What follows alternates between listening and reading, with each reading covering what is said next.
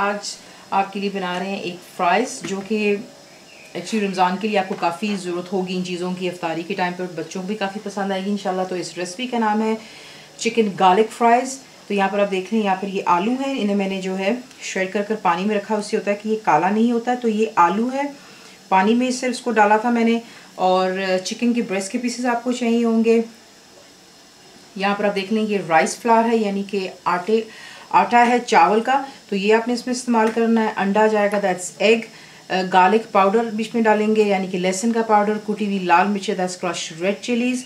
Black pepper powder, यानी कि पिसी हुई काली मिर्चें। नमक, यानी कि सॉल्ट जाएगा। और उसकी कोटिंग जो होगी वो हम करेंगे ब्रेड क्रम्स में। ये मैं डब्बे का इस्तेमाल कर रही हूँ जो ड्राई होता है। अगर आपके पास ये नहीं है तो फिर आप सिंपली जो घर में 1 या 2 दिन पुरानी ब्रेड होती है उसे आप चॉपराइज़र में डाल करके वो भी इस्तेमाल कर सकते हैं। डीप फ्राई ये होंगे, आपको दिखाते हैं इसको बनाना। आपको चाहिए होगा एक चॉपर, जिसमें हमने तमाम चीज़ों को डाल करके बहुत अच्छा सा इसका पेस्ट सा बनाना है।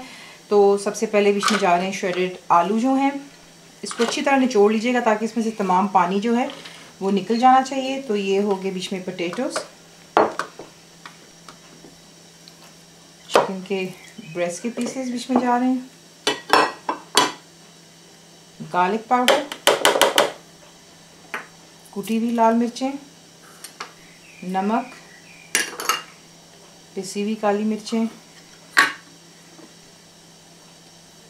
चावल का आटा यानी कि राइस फ्लावर। ये बहुत ही क्रिस्पी बनते हैं, तो आप ये ट्राई कीजिएगा इफ्तारी पर। और इसे जो है आप फ्रीज़ भी कर सकते हैं। मैं आपको दिखाऊंगी कि आपने इसको किस वक्त फ्रीज़ करना होता है, किस पॉइंट पर जा कर के। इसे अच्छी तरह चॉपराइज कर लीजिएगा और फिर आपको नेक्स्ट जो हमने इसका पेस्ट बनाया। लेकिन देखिए, यहाँ पे मैं आपको टिप देना चाहूँगी, इसका आपने ख्याल रखना है कि जो आलू है उसे आपने अच्छी तरह निचोड़ना ताकि उसमें कोई पानी ना रहे। और जो चिकन के ब्रेस्ट के पीसेस हैं, अगर आप उसको फ्रेश लेंगे या डीप फ्रॉस्ट करेंगे तो मेक श्योर कीजिएगा कि चिकन भी कम्प्लीटली ड्राई होना चाहिए, इसमें पानी नहीं होना चाहिए, वरना फिर कि आपका पेस्ट आपसे हैंडल नहीं होगा। और अगर ऐसा हुआ तो उसकी जो है टाइम आप क्या करेंगे कि जो चावल का आटा यानी कि राइस फ्लावर आप इसमें और ऐड कर सकते हैं जब तक कि आप उसको ईजिली हैंडल कर सकते हैं। यहाँ पर आप क्या करेंगे, थोड़ा सा तेल लेंगे, सिर्फ अपनी हथेली पे लगाएंगे कि ऑब्वियसली हाथों को स्टिक करता है। और ये देख लें, ये मैं आपको बताने की कोशिश कर रही हूँ कि अगर इसमें पानी हुआ तो ये आपसे हैंडल नहीं होगा। यहाँ पर देखते हैं कि इसकी फर्मनेस माशाल्लाह बिल्कुल सही है। तो सिर्फ इस चीज़ का ख्याल रखिएगा कि लिक्विड नहीं होना चाहिए। इस तरीके से इसको आप करेंगे, यहाँ पर मोटे फ्राइज़ की शेप दे दें, बारीक जिससा आपका दिल चाहे।